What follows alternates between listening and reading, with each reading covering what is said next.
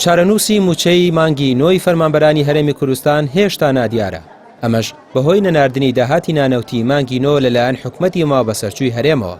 ئەم دۆخەنا لەبارە فەرمانبەرانی خستۆتە چاوەڕوانیەکی بێ ئەنجامەوە لە کاتێکدا موچەی مانگەکانی 10 و 11 و 12ش لە هەمان چارەنووسی نادیاریدان. دەسەڵاتی کوردی پارتی وێچێتی بەردەوام یاری با قوت و ژیانی هەزاران فەرمانبەرەوە دەکەن و بەدەستیان قەز نایەنەوێت کێشەی موچە چارەسەر بێت. طبعا سبەینێ ئەو کاتەیە کە دەبێت تۆڵە لە دەسەڵات بکرێتەوە، ئەو کاتەیە کە تۆڵەی 60 موچەی فەرمانبەران ئەبێت لە دەسەڵات بکرێتەوە، ئەو کاتەیە کە هەموو کەس خۆی تاقیەکاتەوە، خۆی ئیمتیحانەکە بەوەی ئایا لەبەرەی موچە بڕینە یا لەبەرەی ئەوانەی کە داکۆکیەکەن لە موچە، لەبەرەی ئەوانەیە کەوا زوڵم مستەمیان لەو کردووە یا لەبەرەی ئەوانەیە کەوا پژگیریان کردووە، لەبەرەی ئەوانەیە کە قوتی ئەویان بڕیوە خواردویان یا لەبەرەی ئەوانەیە داکۆکی لە قوتی خەڵک کردووە. بۆیە سبەینێ ئەو کاتەیە کە هاوڵاتی ئەبێ ئیحساسی بەوە بشکێ کە 60 موچەی خوراوە کە زوڵمی لێکراوە کە قوتی بڕاوە. یعنی ئەگەر خەڵک بڕیاری گونجاو نەدا لە سبەینێدا دڵنیابن موچەی ساڵی 2026ش بە هەمان سەرنوشتی موچەی ساڵی 2025 تێپەڕێ، چونکە ئەمانە غەیری ئەوەی داکۆکی لە بەرژەوەندەکانی خۆیان بکەن دەسەڵات داکۆکی لە هیچ شتێکی تر ناکەن بەهۆی ڕادەز نەکردنی داهاتەکانەوە. لە 2026 هەمان سیناریۆ دووبارەیە بێتەوە. بۆیە خوازیارم دەنگدەر بە هۆشیاریەوە بڕیاردا. ئەگەر هێزی تایبەت فشاری لەسەر بووە و بۆتە هۆی ئەوەی دەنگەکانی سووتانەوە کەس ناتوانێت فشار لەسەر هاوڵاتی بکە و موچەخۆر بکە. بۆیە ئازادە ئەگەر ئازادی خۆی بەکار نێنێ، ئەگەر بڕیاری سەرکەوتوانە بڕیاری گونجاو نەدا ئەبێ لۆمە کەس نەکا لۆمەی خۆی.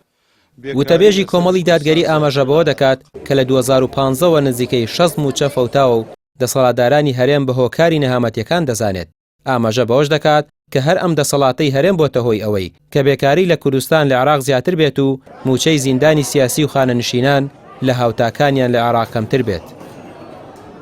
ئێمە وتمان موچە فەوتێەوە ئەفەوتێ بڕێوەیە و موچەی ئەم ساڵی شەفەوتێ لە 2015ەوە تا ئێستا 60 موچیان فەوتاندووە یان بە لێبڕینەوە دایانە.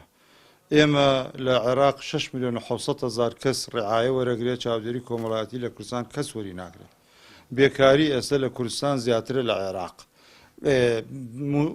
موچەی شەهیدان لە ماڵەی شەهیدان، موچەی زیندانە سیاسیەکان، موچەی هەرچینە لەو چیانە پێشمەرگە کە دوێنێ دەنگیاندا و زۆربیان دەسەڵاتیان هەڵبژاردەوە موچەکانیان بەقەدەر موچەخۆری سەربازی عێراقی نییە.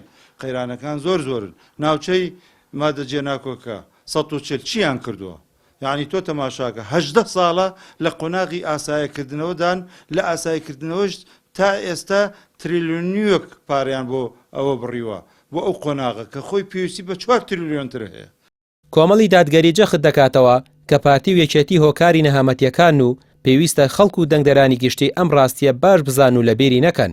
بەشێک لە چاودێرانی سیاسیش پێیان وایە تا ئەو دوو هێزە دەسەڵاتدارە هەبن گرفتی موچە و ژیان لە هەرێم چارەسەر نابێت و ڕۆژ لە دوای ڕۆژ نەهامەتیەکان زیاتر دەبێت تاکە چارەسەریش سزادانیانە لەم هەڵبژاردنەدا. ڕامیار عوسمان، کەناڵی پێیام، سلێمانی.